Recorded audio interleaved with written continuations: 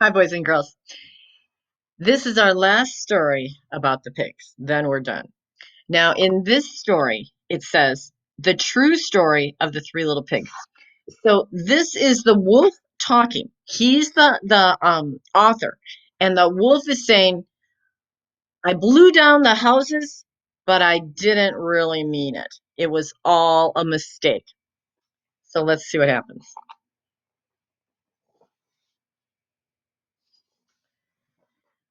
Everyone knows the story of the three little pigs, or at least they think they do. But I'll tell you a little secret. Nobody knows the real story because no one has ever asked me, the wolf, the real story.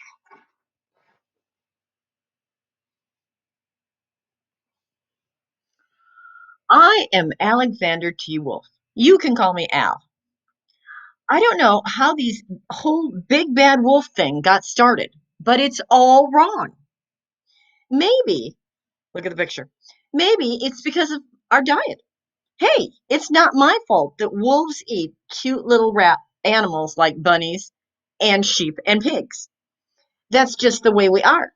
If cheeseburgers were cute, people would think you are big and bad because you eat cheeseburgers.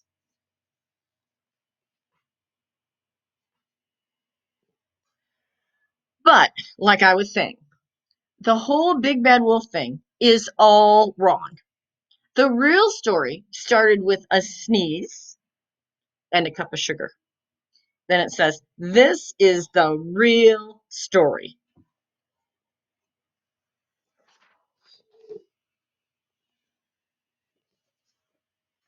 Way back in the upon a time, I was making a birthday cake for my dear old granny, and I had a terrible sneezing cold, and I ran out of sugar.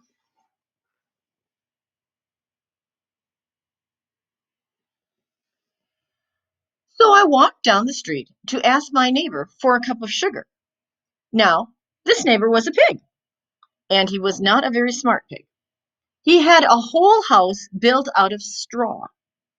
Can you believe that? I mean, who in their mind builds a house of straw?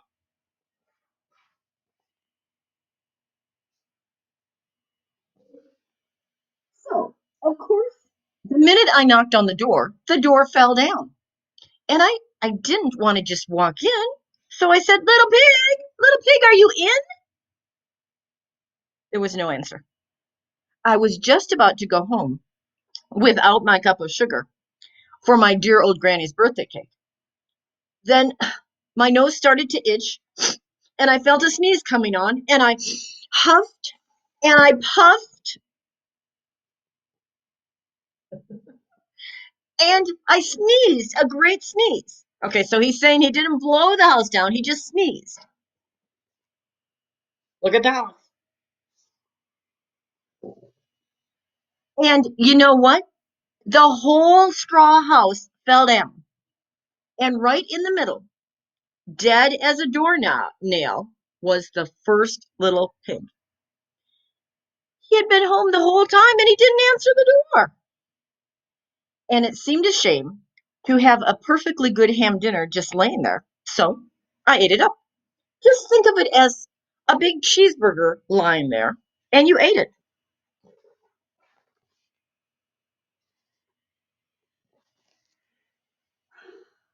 I was feeling a little bit better, but I still didn't have my cup of sugar. So I went to the next neighbor's house. This neighbor was the first little pig's brother.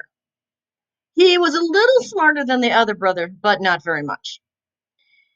He had built his house out of sticks. So I rang the doorbell on the stick house and nobody answered. So I called, "Mr. Pig, Mr. Pig, are you in?" And he yelled back, "Go away, Wolf. You can't come in. I'm shaving the hairs of my chinny chin chin."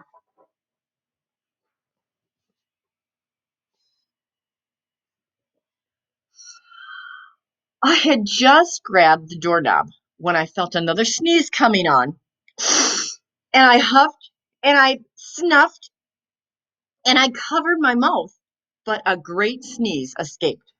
And you're not going to believe this, says the wolf. But this guy's house fell down just like his brother's.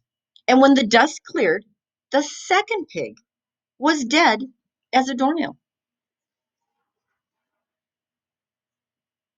So I ate him up.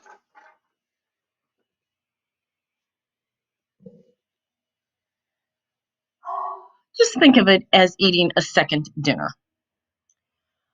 I was getting awfully full, and my cold was getting a little bit better, but I still didn't have my cup of sugar from my dear old granny's birthday cake. So I went to the next house. Now, this guy was the brother to the first and second little pig, and he must have had all the brains in the family because he built his house out of bricks. And I knocked on his door, no answer. And I called, Mr. Pig, are you in? And do you know what that rude little pig said? Get out of here, wolf! Don't bother me again!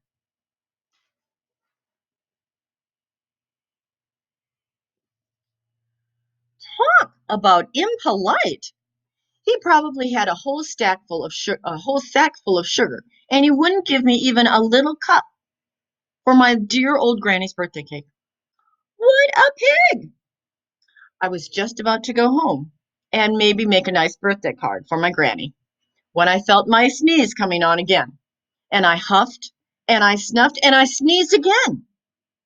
And then that third little pig yelled, and your old granny can sit on a pin.